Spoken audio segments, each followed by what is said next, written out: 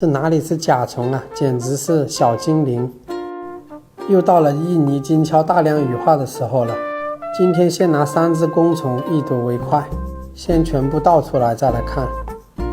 这是第1只，这是第2只，这是第3只，分别是绿色、紫色、古铜色，全身泛着磨砂的金属质感，像一颗颗的宝石。